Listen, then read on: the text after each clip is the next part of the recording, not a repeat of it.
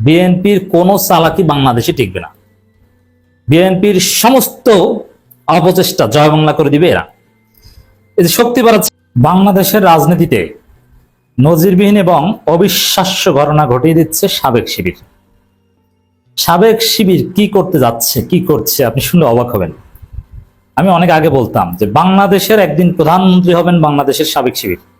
পিনাকি ভট্টাচার্য একটা আলোচনায় বলেছিলেন একদিন বাংলাদেশ সেই পর্যায়ে যাবে। আজকে যেরকম বিভিন্ন দলের নেতারা সাবেক ছাত্র ইউনিয়ন, বিএনপির নেতা সাবেক ছাত্র ইউনিয়ন, আওয়ামী লীগ ক্ষমতায় থাকলে আওয়ামী লীগের কমপক্ষে 1 ডজন মন্ত্রী ছিল সাবেক ছাত্র ইউনিয়ন। বাংলাদেশের প্রথম সারির সমস্ত পত্রিকার সম্পাদক সাবেক ছাত্র ইউনিয়ন।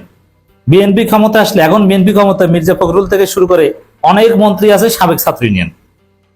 ছাত্র ইউনিয়ন, সাবেক ছাত্র ইউনিয়ন এতটাই পাওয়ারফুল যে বিভিন্ন দলের মহাসচিব হয়েছে এবং যারাই ক্ষমতায় আসুক তারা অনেক মন্ত্রী পায়।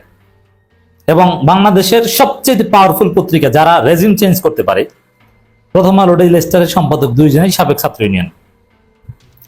এখনো আপনি প্রশাসনের বিভিন্ন জায়গায়, কালচারাল ব্যক্তিত্বের বিভিন্ন জায়গায় যদি খোঁজ নেন, সাবেক ছাত্র ইউনিয়ন। কিন্তু পিনাকি ভট্টাচার্য বলেছেন, আমরা তার আগেও বলেছি যে বাংলাদেশ এমন একটা সময় আসবে যখন জামাত ক্ষমতায় আসুক বা না আসুক, ক্ষমতায় যারাই আসুক, জামাত আসুক আর জামাতের বিরোধী পার্টি আসুক, আপনি দেখবেন যে সাবেক শিবির, সাবেক শিবির, সাবেক শিবির।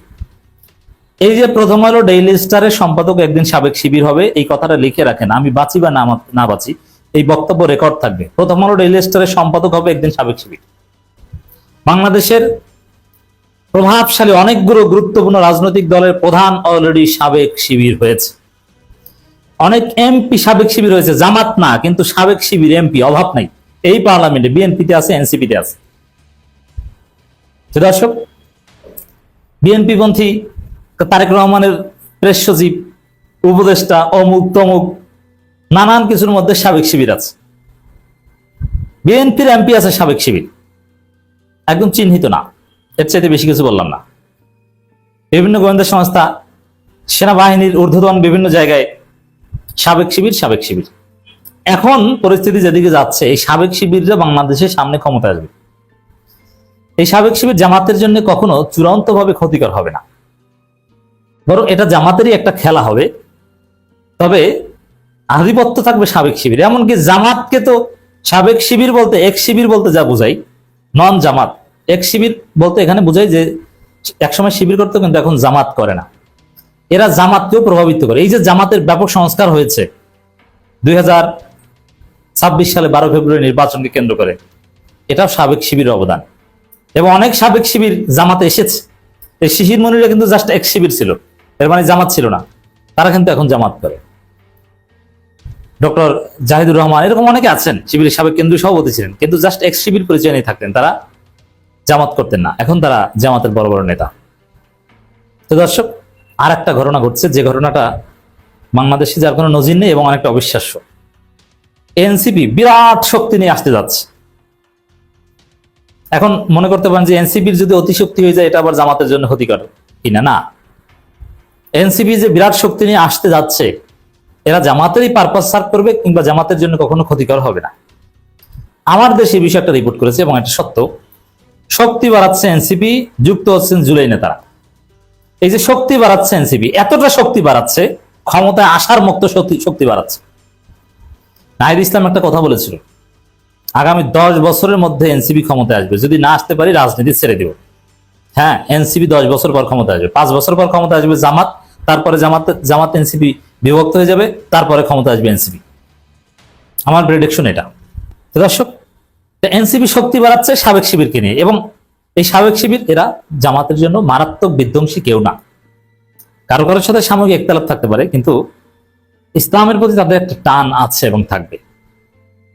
এটা জামাতের একটা খেলা হবে, পর্দার অন্তরালে জামাতের একটা অবিশ্বাস্য খেলা হবে। বিএনপি কত ধানে কত চাল টের পাবে, কারণ বিএনপির সমস্ত অপকর্ম এই সাবেক শিবির জয় বাংলা করে দিবে। জামাতের যত লিমিটেশন, দুর্বলতা, সবকিছু এই সাবেক শিবির মেকআপ করে দিবে।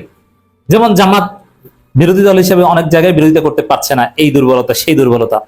যেমন এই যে ডাকসু, এই ডাকসুর একটা যৌক্তিক সমালোচনা, যে ডাকসু ঢাকা বিশ্ববিদ্যালয়ের ইতিহাসে এত সফল ডাকসু ছিল না যেটা সাদিক কায়েমের নেতৃত্বে যে ডাকসু হয়েছে, ইতিহাসের সবচেয়ে সফল ডাকসু, যে উন্নয়নমূলক কাজ করেছে, ঢাকা বিশ্ববিদ্যালয়ে যে শান্তিপূর্ণ পরিবেশ ছিল, যে পিসফুল কোএক্সিস্টেন্স এবং হলগুলোর যে অবস্থা, রাজনৈতিক সহ অবস্থান, এটা ঢাকা বিশ্ববিদ্যালয়ের ডাকসুর ইতিহাসের সবচেয়ে সফল।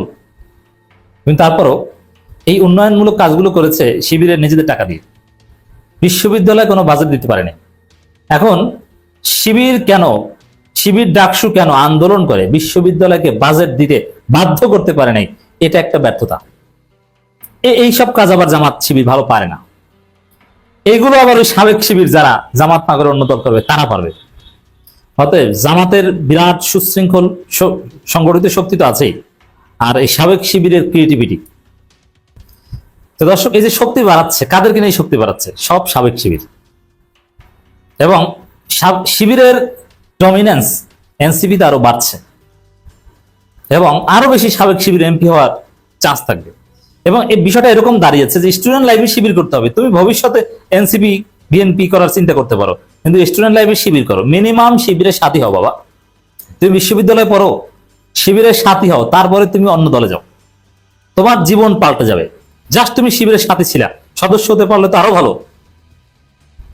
এখান থেকে যে কোয়ালিটি অর্জন হবে, এই কোয়ালিটির মাধ্যমে তুমি অন্য দল থেকে সহজে এমপি হবা। এবং তুমি যার অধীনে তুমি যখন সাথী হয়েছিলে বা সদস্য হয়েছিলে, তখন শিবির কেন্দ্রীয় সভাপতি যিনি ছিলেন তার চাইতে কয়েকশো গুণ তুমি এগিয়ে যাবা।